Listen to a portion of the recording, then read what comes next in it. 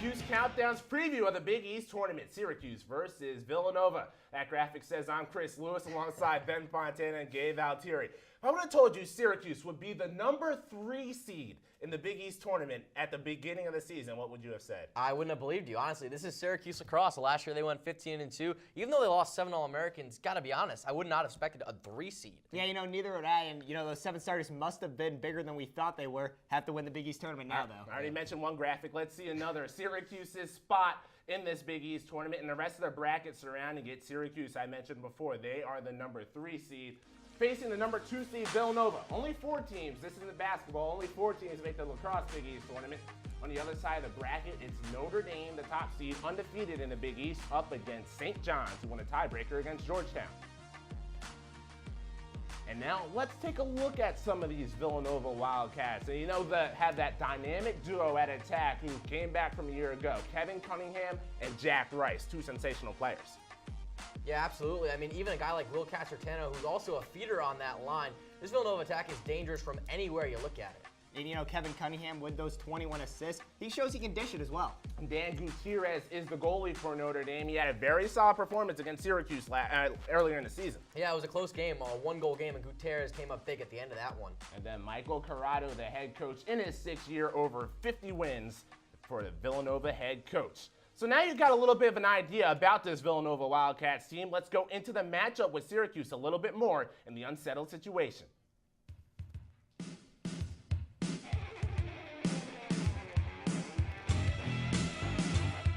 Unsettled situation, just like on the lacrosse field. Feed it or finish it. Feed it if you agree, or feed it if you disagree with my statement. Finish it if you agree. In the first one, Villanova wins 55% of the faceoffs. That was the stat in the first game. That's about how many they won in the first game earlier this season. But I got to feed it, disagree with it, just because of Brian McGill, the recent success that he's had at the faceoff X. And look at Cole. He's 4th in the Big East in ground balls per game and 3rd in the Big East in faceoff percentage. Now, those are some pretty decent stats. And I talk about the momentum because he started in that game against Rutgers. And ever since then, he's been the number 1 guy, the A option for Coach Desko. And if he has that confidence at faceoff X, then he should be pretty good. I'm going to finish this one, and it's just because Kronquist is too good for Villanova. He wins over 60% of his faceoffs on the year. He was 9 for 15 the last time they met. And SU's been struggling all season. We've heard it all season, the struggles at the faceoff X. I think they're going to continue. Yeah, Kronquist is one of the more quick faceoff guys that Syracuse faced all season. Really struggled against him. And Dan Gutierrez, I mentioned before how he had a very good game against Syracuse, so feed it or finish it. He allows 10 goals. I'm going to feed this one because the SU offense has been struggling all season long. I mean, and it comes down to confidence. You can look back a couple weeks ago against Georgetown. Tim Desko had to play with you. It was one-on-one at the end of the game with Georgetown goalie Matt Waiters, and he just doesn't convert it. It's a confidence problem. They did play better at the end of the game against Notre Dame, but I think it's going to continue. Yeah, I'm going to finish this one.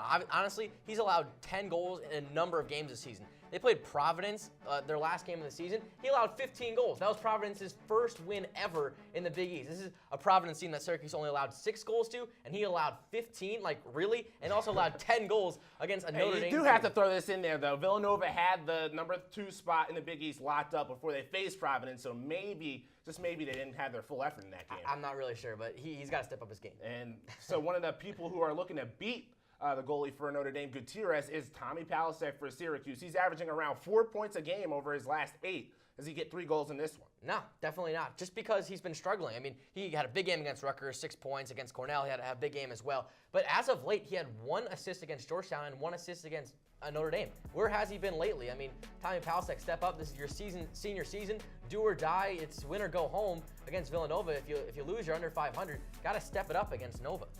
I'm going to finish this one. It's because I think Tommy Palasek is angry right now. I think he's angry that he hasn't been performing the way he would like to be performing of late. You look after they lost to his old school Johns Hopkins earlier in the year. He came out with a fire and had a great couple games after that, including against Villanova when he scored 2 goals. I look for Palasek. The way the season's been going for Syracuse, I'd be surprised if any player isn't angry with the way that the team has played at spots in the record and having the number 3 spot in the Big East. So it wouldn't be Cuse Countdown if we didn't have X Factors and predictions at the end. So X Factor for the game. It's going to be the Syracuse rod. I look at the game where they played against Princeton, and they were really very aggressive after they missed an opportunity on offense. So when you look at it, Princeton in that game, was only 71% on the clears. That's a great effort. They had 12 caused turnovers in that game. I look at guys like Bobby Eilers, Brian McGill, Matt Harris, David Hamlin. They all got to step up defensively. And if you do that against Villanova, who scored 11 goals last time, it's going to be very effective. And Syracuse can honestly win this game if they just get aggressive on defense, and especially on the ride. Well, I look at Tommy Palasek as my X factor in this one, and I know we mentioned it. He's been struggling lately, but it's crunch time, so it's time for him to really step up right now. And SU's offense as a whole has been struggling. I look for him to be a leader in this game. All right, so this game, really huge for both teams. You got to imagine that both teams feel like they need to win to make the NCAA tournament. For Syracuse, they might need 2 wins most likely. So prediction, who gets that much needed win? I'm going to say it's Nova, and I'm sorry, Syracuse fans, but you look at the game from You're going to look in that camera and disappoint the fans like that. I'm sorry. It's 12-11. It's going to be close. I think Gutierrez allows over 10 goals like I talked about, but at the end of the day, it's just not going to be Syracuse's day. It's going to be very similar to that game earlier in the season. Although Bobby Wardwell, he's kind of another X factor I'd throw in there. Just he's a question mark almost because he didn't play against Villanova earlier in the season. It was Lam Molinera in goal. So it's going to be interesting, but at the end of the day, I think the Syracuse struggling season ends in disappointment. This looking like an end of a sentence, an X and then a question mark. Well, I'm going to actually go with SU. I'm not going to disappoint the fans on this one. I think it's going to be 9-8. And I like the way SU played at the end of that Notre Dame game. They outscored the Irish in the second half 6-5. I look for that momentum to carry over into this Villanova game. So we know Gabe's going to be more well-liked than Ben around the Syracuse area, but that's all for the web-exclusive preview of Syracuse and Villanova, the Big East Tournament first round. To keep up to date with all the Syracuse lacrosse news, you want to make sure you keep it locked to the sports blog, sportsblog.citrustv.net. That's the place to find all the relevant info. For Gabe, for Ben, I'm Chris. Enjoy your day.